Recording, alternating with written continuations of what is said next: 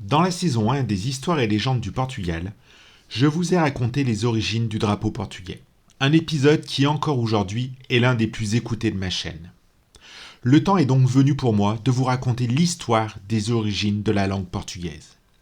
Il est important de savoir que le portugais a toujours été une langue qui a subi l'influence des autres cultures. Les langues les plus pures sont les plus isolées, et beaucoup pensent que le portugais vient du galicien.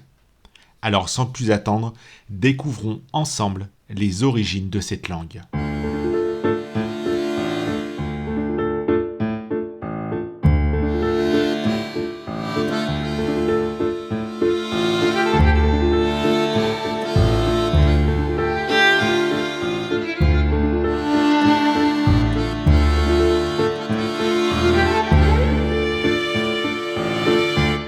Pendant des siècles, le latin, apporté par les soldats et les colons romains, est acquis par toute la population. Mais bien des siècles plus tard, lorsque la langue a finalement commencé à être écrite, il existait sur ce territoire une langue déjà formée, avec ses propres verbes, ses propres formes, avec des caractéristiques qui l'identifient et la distinguent des autres langues environnantes. Comment les gens appelaient-ils cette langue qui était déjà, à bien des égards, les prémices du portugais? Ils ne l'appelaient ni galicien ni portugais. Ils l'appelaient langage. Selon toute probabilité, c'était la langue du peuple. Lorsque le pays, qui se limitait qu'à la partie nord du Portugal, d'aujourd'hui est devenu indépendante, les Portugais ont commencé à utiliser la langue qui existait sur le territoire. Le latin était encore la langue officielle, mais lentement, la langue effectivement parlée a commencé à s'infiltrer dans les textes écrits. Parfois imperceptible, parfois plus clairement. Le pays s'est étendu progressivement vers le sud, et avec lui la langue l'a suivi. La langue portugaise est née dans ce coin nord-ouest et s'est étendue jusqu'à l'Algarve, et plus tard en Outre-mer. À l'époque du roi Dinis, elle était déjà devenue la langue officielle. Puis, à la fin du XIVe siècle, le pays a vécu de nombreuses guerres, comme la bataille d'Albujarot. À ce sujet, je vous invite à aller écouter l'épisode dédié à ce moment d'histoire. La noblesse du Nord perd de son influence. La bourgeoisie de Lisbonne s'élève au rang de classe dominante. Lisbonne est maintenant devenue la capitale et la nation a oublié que la langue est venue du Nord et qu'elle n'a pas été créée sur tout le territoire national. La langue parlée à Lisbonne était le galicien portugais, qui est arrivé du sud avec la Reconquistada.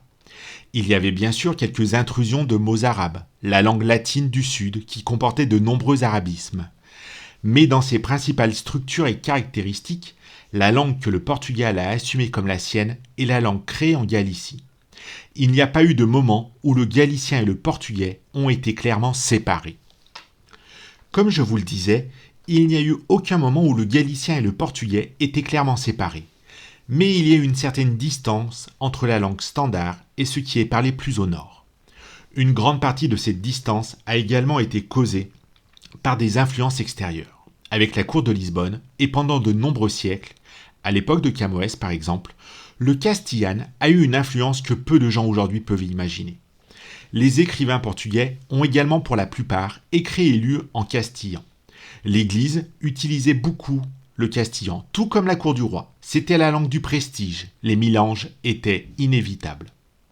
Cependant, le portugais populaire dans le pays n'a pas subi ces influences de manière aussi marquée. Ainsi, je risque de dire que le portugais populaire a gardé pendant plus longtemps un plus grand degré de similitude avec le galicien que le portugais standard, peut-être pour ne pas avoir l'influence castillane. Principalement dans le nord, les Portugais et les Galiciens sont restés si proches que la frontière est difficile à tracer. Plus au sud, à la cour dans la capitale, la langue était descaliquizava. Pour les élites de Lisbonne, le galicien et le portugais du nord ont commencé à ressembler à du portugais provincial. Et pourtant, c'est de là que venait la langue. Aux alentours du XVIIIe siècle, le castillan a cessé d'exercer une forte influence sur le portugais. Puis sont venues les influences françaises. Et bien avant le XXe siècle, les Portugais ont commencé à se tourner vers l'anglais. Le portugais a toujours été une langue qui a subi de fortes influences de la part d'autres cultures. Certains ne peuvent ou ne veulent peut-être pas le reconnaître, mais c'est un fait. ne soyez pas horrifiés. Le portugais standard a connu une expansion phénoménale au cours du XXe siècle, avec les écoles, la télévision, la radio et la presse.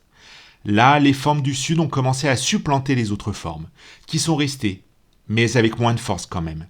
Le portugais a commencé à devenir plus homogène, moins nordique, moins galicien. Avant d'aller plus loin, il est intéressant de regarder ce qui se passait en Espagne à la même période, pour mieux comprendre l'évolution de la langue portugaise. La Galice, située dans un pays vierge, est une société rurale. Elle n'a subi que très tard l'influence du castillan. Bien que cette pureté apparente ne soit que le reflet de l'isolement de la société. Une grande partie de la population galicienne n'aura commencé à ressentir l'invasion de sa langue par le castillan que lorsque l'école obligatoire s'est profilée à l'horizon, ainsi que la télévision et les journaux. En d'autres termes, pour de nombreux Galiciens, le castillan est devenu une influence du XXe siècle.